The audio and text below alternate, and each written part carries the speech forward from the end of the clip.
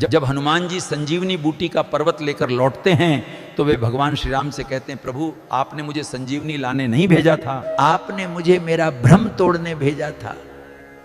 भगवान ने पूछा कौन सा भ्रम हनुमान? हनुमान जी बोले ये भ्रम कि मैं ही आपका सबसे बड़ा भक्त हूं, कि राम नाम का सबसे सच्चा जप करने वाला मैं ही हूं।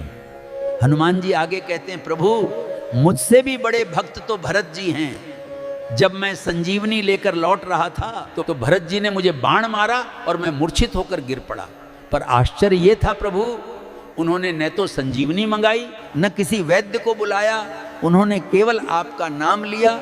और भरत जी ने कहा यदि मन वचन और कर्म से मेरा प्रेम श्री राम के चरणों में निष्कपट है, यदि रघुनाथ मुझ पर प्रसन्न हैं तो ये वानर अभी स्वस्थ होकर उठ खड़ा हो। हनुमान जी कहते हैं प्रभु उनके इतना कहते ही मैं उठ बैठा।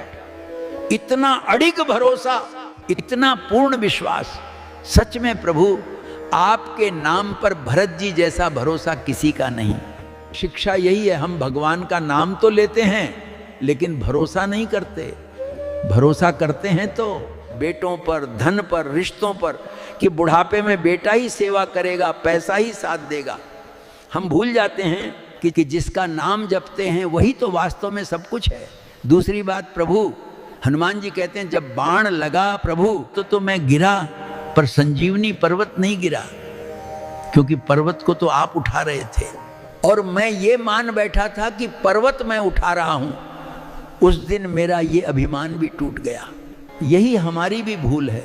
हम सोचते हैं घर की जिम्मेदारी मैं उठा रहा हूं, परिवार मेरे कारण चल रहा है। सत्य यह है कि हम न रहें तब भी जीवन चलता ही है।